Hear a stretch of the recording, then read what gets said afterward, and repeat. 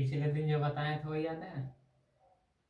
पिछले दिन बताए थे न्यूटन के गति के पहला नियम।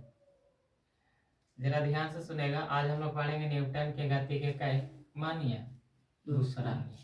अच्छा बताओ, न्यूटन के वो नियम दिया था गति से संबंधित? तीन। अब तीनों नियम को एक आपने पुस्तक में लिखा था, उस पुस्तक का नाम क्या है? प्रिंसिपिया। ठीक। आज दूसरा चैप्टर है ना, इसका 7वां क्लास है। अब जरा ध्यान से सुनो। न्यूटन के गति के दूसरा नियम पढ़ने के पहले हम लोग को पढ़ना होगा किसके बारे में? तो हम लोग को पढ़ना होगा संवेग के बारे में, कि संवेग कहते हैं किसको। जरा ध्यान से सुनेगा। हम लोग को किसके बारे में पढ़ना है? संवेग के बारे में। जरा ध्यान से सुनेगा कि संवेग कहते हैं किसको। अच्छा ये देखेगा, ये एगो का है? डिब्बा। ये डिब्बा जितना छोटा छोटा टुकड़ा से मिलकर बना होगा उसको द्रव्यमान कहेंगे। उसको क्या कहेंगे? द्रव्यमान। कोनो दिक्कत नहीं? समझ में आया द्रव्यमान किसको कहते हैं? जैसे एक बर्तन में आटा रख ले, रोटी बनाने के प्रोग्राम है, तो आटा के जो छोटा छोटा टुकड़ा है ना, उस सबको क्या कहेंगे? द्रव्यमान। कोई दिक्कत नहीं? द्रव्यमान समझ में आया? अब जैसे यहाँ पे हम खड़ा हैं, अब आगे बढ़ रहे हैं, तो बताओ हमारा में कुछ ना कुछ स्पीड है। तब फिजिक्सवा में यही स्पीडवा को क्या कहते हैं? वेग कहते हैं। क्या कहते हैं? वेग। अब सुनेगा, द्रव्यमान और वेग ये दोनों को गुना कर देते हैं। क्या कर देते हैं? गुना मतलब गुणनफल। तो इसी को किस नाम से जानते हैं? इसी को संवेग कहते हैं। समझ में आया? बताओ, द्रव्यमान और वेग के गुणनफल को क्या कहेंगे? संवेग। कोनो दिक्कत? अब बताओ, सूत्र जब याद है, सूत्र जब पता है, तो उसका एसआई मात्रक भी हम लोग क्या कर सकते हैं? निकाल सकते हैं। अच्छा बताओ, द्रव्यमान का एसआई मात्रक क्या होता है? केजी। गुना के गुना। और वेग का एसआई मात्रक क्या होता है? मीटर प्रति सेकेंड। मीटर प्रति सेकेंड। अब बताओ, ये दोनों को गुना करेंगे तो बताओ क्या होगा? केजी मीटर प्रति सेकेंड। 21 का एसआई मात्रक है। 21 का एसआई मात्रक है, तो ये संवेग का एसआई मात्रक है। ये किसका एसआई मात्रक है? संवेग। कोई दिक्कत नहीं? द्रव्यमान और वेग के गुणनफल को क्या कहेंगे? संवेग। अच्छा बताओ, संवेग का एसआई मात्रक क्या हुआ? केजी मीटर प्रति सेकेंड। कोई दिक्कत? अब चले, आप समझ में आएगा कौन वाला नियम? न्यूटन के गति के कौन नियम? दूसरा नियम। इसको जरा पहले हम फिगर से बताते हैं। चल इसके पहले एक और बात समझा देते हैं, ठीक ना? इसके बाद एक और बात यही बता देते हैं वेग के बारे में। किसके बारे में बताते हैं? वेग। वेग किसको कहते हैं?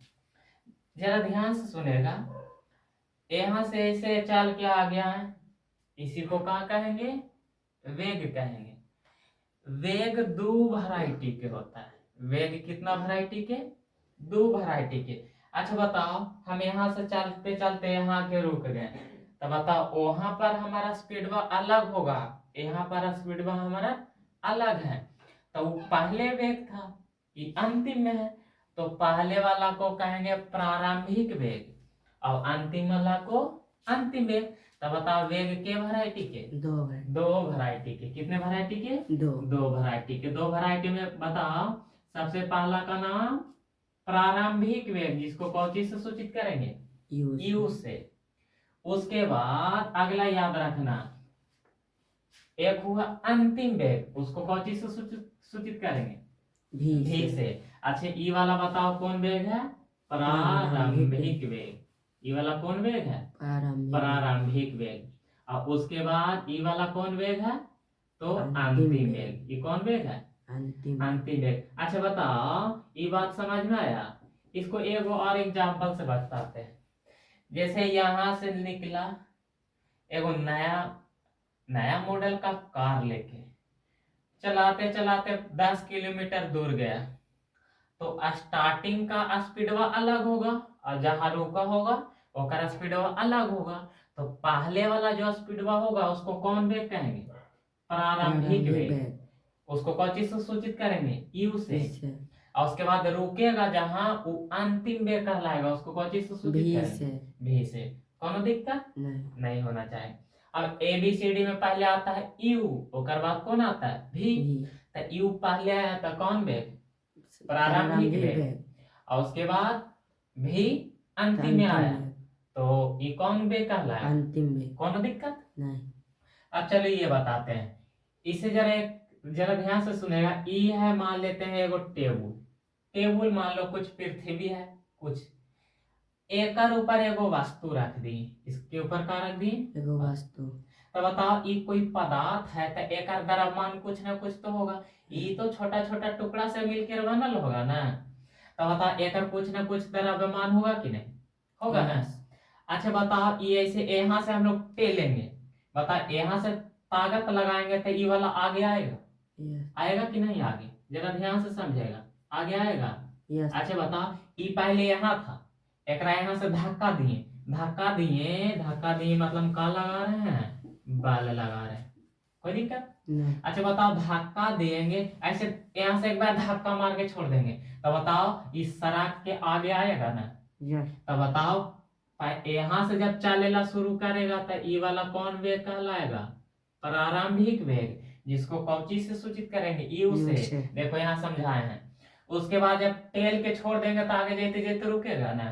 तो इसको कौन वेग कहेंगे, अंतिम वेग, जिसको कौन चीज से सूचित करेंगे। अच्छा ई वाला बात ये समझ में आया। एखनी दोनों मिलेगा तो का कहलाएगा, समवेग। एखनी दोनों मिलेगा तो का कहलाएगा, समवेग। तो इसी को कहते हैं न्यूटन के गति के कौन वाला नियम, दूसरा नियम। अब जरा ध्यान से सुनिएगा, इसको कहेंगे क्या, ये कोई वस्तु है, कोई वस्तु पर आरोपित बल, ये वस्तु पर क्या लगा रहा है, आरोपित बल। तब बताओ यहाँ से यहाँ आ गया तो क्या उत्पन्न हुआ, संवेग। और संवेग बदला कि नहीं, पहले ये था अब आया गया यहाँ, इसे क्या कहेंगे, जरा ध्यान से सुनेगा। किसी वस्तु पर आरोपित बल, कितना याद हुआ, किसी वस्तु पर आरोपित बल, इसमें उत्पन्न संवेग, इसमें उत्पन्न संवेग में परिवर्तन के समानुपाती होता है। संवेग में परिवर्तन की क्या होता है, समानुपाती। तो इसी को कहते हैं न्यूटन की गति के कौन वाला नियम, दूसरा नियम। ये वस्तु यहाँ पर धक्का दिया, आगे चल गया, तो बताओ सबसे ज्यादा चोट एकरा लगा होगा तो बयाल भागा होगा, और फिर आगे जाते जाते रुक गया होगा। तो बताओ, अब जरा ध्यान से सुनेगा, तब सबसे ज्यादा चोट लगा इसको तो स्पीड में भागा, यहाँ चोटवा कम गया तो धीरे धीरे का हो गया, रुक गया। तो बताओ संवेग बदला ना। तो यही याद रखना है कि कोई वस्तु है, उस पर का लगाया गया बल, तो का उत्पन्न हुआ, संवेग। और संवेग में जो परिवर्तन हुआ वो का है, समानुपाती है। तो उसी को क्या कहते हैं, न्यूटन के दूसरा नियम। समानुपाती मतलब बराबर, समानुपाती मतलब बराबर। आप जरा ध्यान से सुनेगा, हम लोग के पेपर में पूछेगा एक एग्जाम्पल, एक का पूछेगा एग्जाम्पल दे देगा, कहेगा ये न्यूटन के कौन गति के नियम है। तो एगो छोटा सा बात याद करना, जेकरा में अधिक चोट लागे की बात रहे, का अधिक चोट, या ओकरा में रहे कि कम चोट लगे, तो समझ जाना कि वो कौन नियम का उदाहरण है, दूसरा।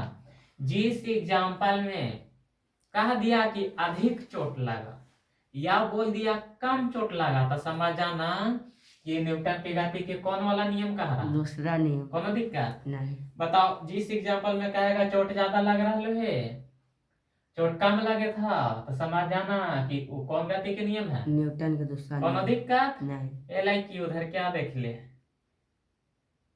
तो कोई पारे था ये होता रे। चलो यहाँ देखो, ये वाला बात ये समझ में आया। क्या बोले कि जकरा में कह देगा अधिक चोट लगा या कम चोट लगा, तो समझ जाना न्यूटन के कौन गति के नियम है, न्यूटन के दूसरा। एग्जाम्पल बताते हैं। सबसे पहला, टेनिस के गेंदा देखा है, सानिया मिर्जा का खेलती थी टेनिस। टेनिस के जो बॉल होता है ना, वो बड़ी मुलायम होता है, और वह क्रिकेट वाला जो बॉल होता है वो बहुत का होता है, हार्ड होता है, बरियार होता है। तो यहाँ से क्या कुछ कहेगा कि टेनिस के गेंद की अपेक्षा क्रिकेट के गेंद से अधिक चोट लगता है, तो ये न्यूटन के कौन गति के नियम? पहला दूसरा कहना है ना अधिक चोट लगता है, अधिक मतलब न्यूटन के कौन गति के नियम? दूसरा पहला एग्जांपल याद हुआ? यस का बताएं? टेनिस के बॉल की अपेक्षा क्रिकेट के गेंद से चोट का लगता है, अधिक लगता है, तो न्यूटन के कौन गति के नियम? दूसरा।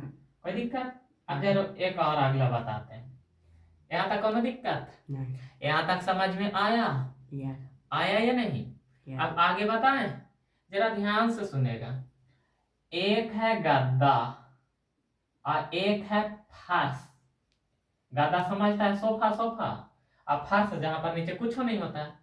तब बताओ, एक इंसान गद्दा पर बोल रहा है और एक इंसान फर्श पर बोल रहा है, या एक इंसान गद्दा पर कूद रहा है और एक इंसान फर्श पर कूद रहा है, तब बताओ चोट केकरा पर ज्यादा लगेगा?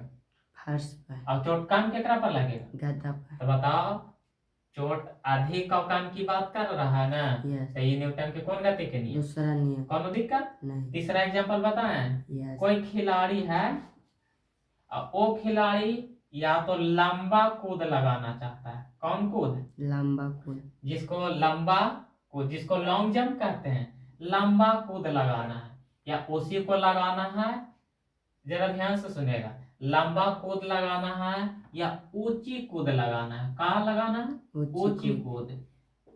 इसको हाई जंप कहते हैं। तो वो कंडीशन में वो क्या करता है कि आगे मट्टी के कोड़ के हल्का कर देता है ताकि उसको चोट कम लगे, ताकि उसको चोट कम लगे। कोई दिक्कत? अच्छा बताएं, क्या टेनिस की अपेक्षा क्रिकेट के गेंद से चोट का लगता है? चोट अधिक लगता है। उसके बाद दूसरा एग्जांपल का बताएं। गद्दा के अपेक्षा कोई फर्श पर कूदता है या चलता है तो उसको चोट का लगेगा?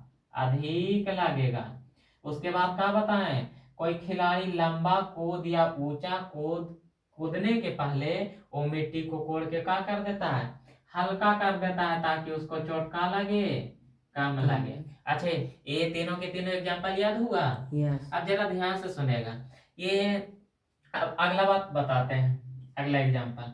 अच्छा बताओ, कराटा के जो खिलाड़ी होता है, या हमनी के यहाँ देहातों में मदारी उदारी देखा नहीं आता है ना, तो मूवी में देखा होगा, वो क्या करता है, ईटा को सरिया देता है। ईटा को क्या करेगा? सरिया देगा। बताओ उसको तोड़ना चाहता है तो धीरे से मारेगा तब टूटेगा कि कस के मारेगा तब टूटेगा? कस के मारेगा तब टूटेगा, जाहिर सी बात है। तो कराटा के खिलाड़ी, कौची की खिलाड़ी? कराटा की खिलाड़ी, कराटा के खिलाड़ी उस ईंट को तोड़ने के लिए उस पर चोट अधिक लगाएगा तो क्या हो जाएगा? टूट जाएगा। दिमाग में सेट कर लो कि न्यूटन के दूसरा गति के नियम कहेगा, तो समझ जाना कि चोट या अधिक लगेगा या चोट कम लगेगा, तो समझ जाना कौची वाला है? न्यूटन के कौन नियम? दूसरा नियम। अच्छा, न्यूटन के दूसरा नियम क्या है याद हुआ? इसी को का लैंग्वेज में लिखेंगे, कहेंगे का वस्तु पर आरोपित बल। वस्तु पर, ये वस्तु एकरा पर आरोपित बल, वस्तु पर आरोपित बल। अच्छा बताओ, वस्तु पर जब बल लगाएगा तो संवेग केकरा में उत्पन्न होगा? वस्तु में उत्पन्न होगा। वस्तु पर आरोपित बल उस वस्तु में उत्पन्न संवेग के परिवर्तन का समानुपाती होता है। इसी को कहेंगे न्यूटन के कौन नियम? दूसरा नियम। अब समझ में आया? ये वस्तु पर धक्का लगाएंगे तो क्या उत्पन्न होगा? संवेग। और संवेग उत्पन्न होगा तो यहाँ से यहाँ चला आया तो बदला ना? बदला कि नहीं? तो संवेग जो बदलता है वो परिवर्तन, बदला क्या कहते हैं? परिवर्तन। वो परिवर्तन की क्या होता है? समानुपाती। यहाँ तक कोई दिक्कत नहीं? अच्छा बताओ, यहाँ तक याद हुआ? चोट अधिक लगे की बात कहेगा या चोट कम लगे की बात कहेगा, तो समझ जाना न्यूटन के कौन गति के नियम? दूसरा गति और न्यूटन के दूसरा गति के नियम से, न्यूटन के दूसरा गति के नियम से क्या होता है कि बल का सूत्र प्राप्त होता है, बल का सूत्र प्राप्त होता है। सूत्र को ही पहचानवा में क्या कह देगा, व्यंजक, क्या कह देगा, व्यंजक। तो अब जरा ध्यान से सुनेगा, दो सवाल पूछेगा। पहला सवाल क्या पूछेगा, बल का सूत्र न्यूटन के कौन गति के नियम से, दूसरा।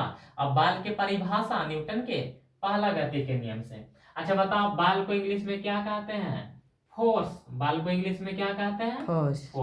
अब बल बराबर सूत्र क्या होता है, तो याद रखना, द्रव्यमान, द्रव्यमान गुना त्वरण, द्रव्यमान गुना त्वरण। बताओ बल को कौन चीज से सूचित करेंगे, एफ से, बराबर द्रव्यमान को कौन चीज से, एम से, और गुना त्वरण को कौन चीज से, ए से सूचित करेंगे। अब बताओ एफ बराबर क्या होगा, एम को ए से गुना करेंगे तो एम ए, याद रहेगा। बताओ बल के व्यंजक कौन चीज से मिलेगा, न्यूटन के कौन गति के नियम, दूसरा। अब बल की परिभाषा कहेगा तो न्यूटन के पहला गति के नियम। अब बल के व्यंजक कहेगा तो न्यूटन के कौन गति के नियम, दूसरा। अब बल का जो एसआई मात्रक होता है, बल का एसआई मात्रक, क्या, बल का एसआई मात्रक, तो बल का एसआई मात्रक होता है न्यूटन। बल का एसआई मात्रक क्या होता है, न्यूटन। न्यूटन जरा ध्यान से सुनेगा, न्यूटन को कौन चीज से सूचित करेंगे, बड़ा एन से। बल का एसआई मात्रक न्यूटन, और न्यूटन को कौन चीज से सूचित करेंगे, एन से। बताओ बल के परिभाषा न्यूटन के गति के कौन नियम, पहला। और बल के सूत्र न्यूटन के कौन गति के नियम, दूसरा। बल का सूत्र क्या होता है, तो बल बराबर द्रव्यमान गुना त्वरण, उसी को कहते हैं एफ बराबर ए में। एफ मतलब बल, एम मतलब द्रव्यमान, ए मतलब त्वरण। कौन दिक्कत नहीं, समझ में आया, यस। हाँ, अगर समझ में आता है तो इस चैनल को सब्सक्राइब कर दिया करो।